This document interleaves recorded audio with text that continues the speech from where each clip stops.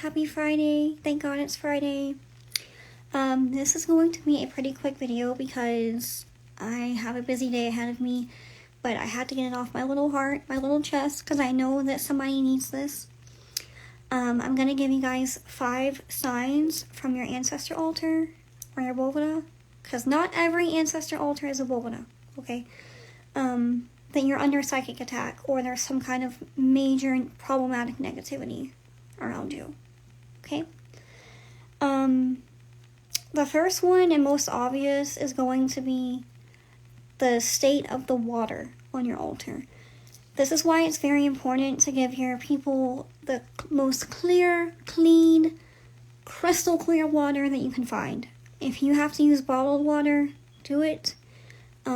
Sometimes those water filters, I've noticed when people use them, the Brita machines and stuff, they don't always get the water completely clear.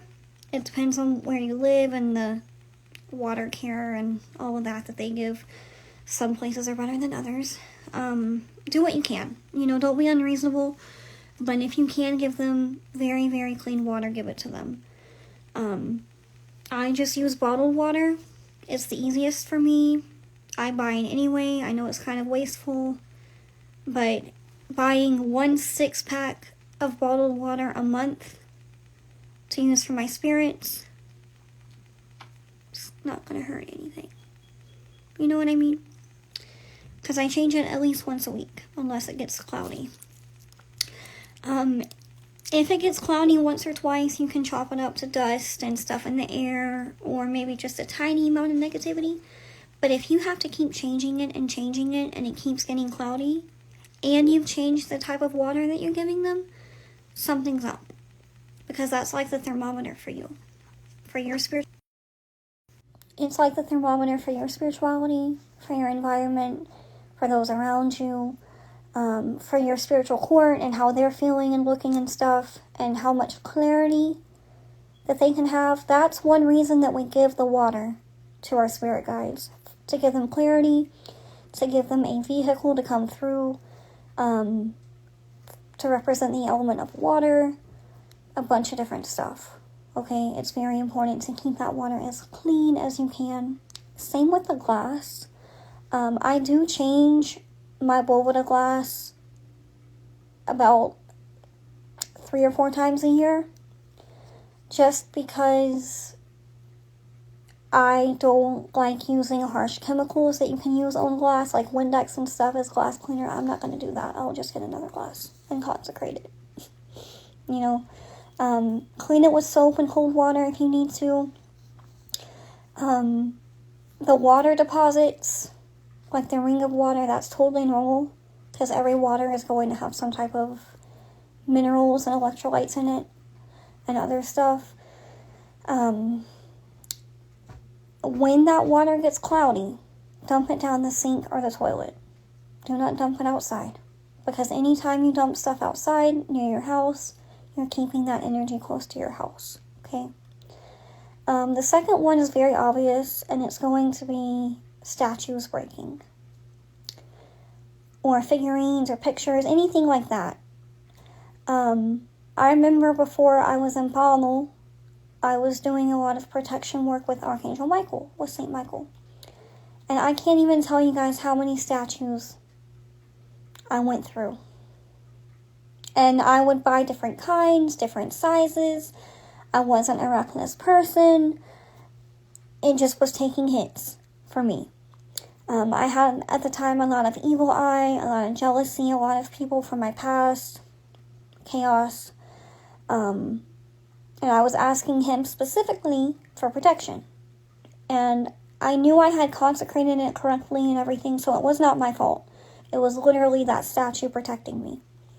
It will take a hit for you, but that's kind of like a warning, okay? Same with if the glass breaks or one of the glasses breaks. Same concept. It's going to take the hit this time, but you need to do something. You need to cleanse. You need to cleanse your space. Clean the boveda. Wipe it down with Florida water or some other type of mixture. Change the cloth. All that kind of stuff. If something major like that breaks. Okay? The third one is going to be if you go to sit in front of your boveda to talk to them or to do your prayers or whatever, and you don't feel anything on a consistent basis when you did before. That's a big red flag. What a lot of people will do, and this kind of falls into the more sinister practitioners, when they throw things at you, they will also try to do things, emphasis on try, to block your ancestors and your spirit guides and your spiritual gifts. They will try to block and tie everything up so that you don't know what's going on and so that you have no protection. That's why it's very important to stay connected to God, because God is more powerful than any of this. Okay? There's ways that you can fix that. I'm not going to give out my secrets on here. I'm just not. And eventually, if you go through it enough, your quadro spirituality will become much, much stronger than those low-level energies that they try to use. Okay? It just takes time. It's like every time that you take care of them and give them light, candles, prayer, and you connect with them and build that relationship, it's like lifting weights spiritually for both of you, as long as you're doing things the right way. Because it's very important in a spiritismo to remember that it's a very light path. Most of its principles are on forgiveness and benevolence and the lighter, more peaceful side of things. And that's what those energies are for. We do have more problematic energies in our quadro. Everyone does. But that's because that's your job and theirs to elevate. Okay? That connection is very important. So pay attention to your body. If you used to feel certain things and you don't feel anything, get a reading and cleanse your space and yourself. Okay, so we have the water thing, / glass, we have the statues, and we have the connection.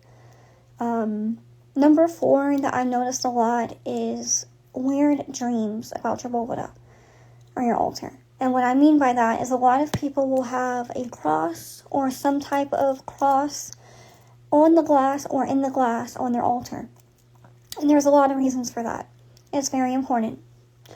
Even if you in particular don't like the Christian faith, chances are, unless you're from a different background, a lot of your ancestors were Christian.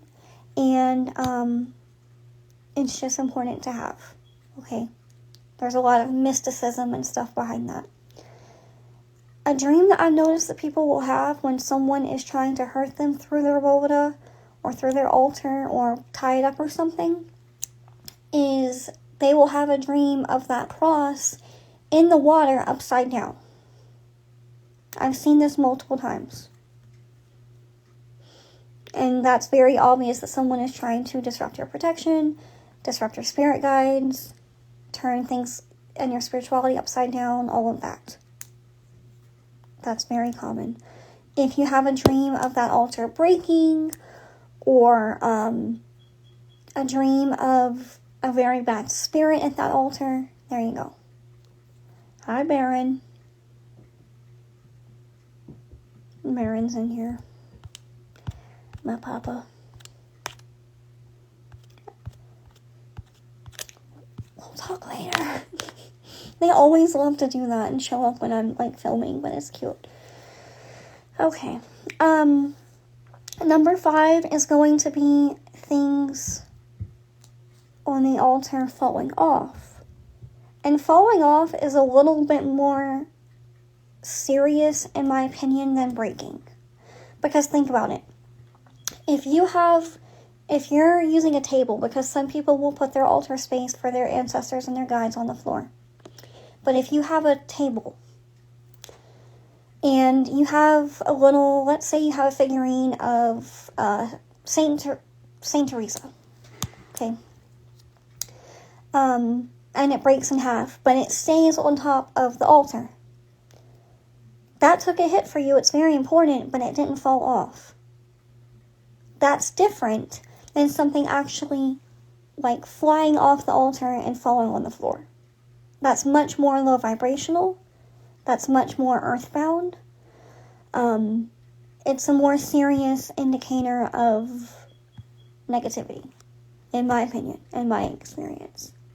Sometimes we can chalk it up to, like, if you have, pets or little kids and stuff, that's why it's very, very important to safeguard your altar from, like, physical interference.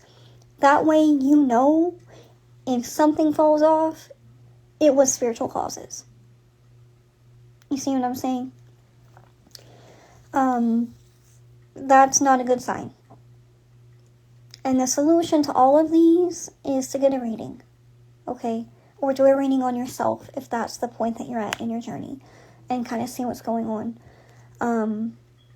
The altar is a big place of defense and protection and communication. It's like a hotspot, kind of. It's like a Wi-Fi network for you and your spirits to hop on and connect with each other. That's the best analogy that I was given. It's extremely important. And that's why the upkeep is important, and making sure that you feed them enough and you connect with them enough. I know life gets crazy sometimes. I get it. It's going to fluctuate. Some weeks and some months you'll have a lot more time for your spirits. I'm sorry, y'all. I have a light in front of me for the video and it keeps going off. Sometimes you'll have a lot more time for your spirituality. And sometimes you won't. It just depends. But do the best that you can. Your ancestors and your spirit guides, a lot of them were human too. A lot of them walked this earth too. They get it. But when I wake up, I tell them good morning. When I go to bed, I tell them good night. And if that's all you can do some days, that's all you can do. But acknowledging them and inviting them into your life in a healthy way does a lot more than you think it does. Okay? I love you guys so much. If you would like a spiritual court reading or a different type of reading, you can click the link in my description, okay? I love you. Bye.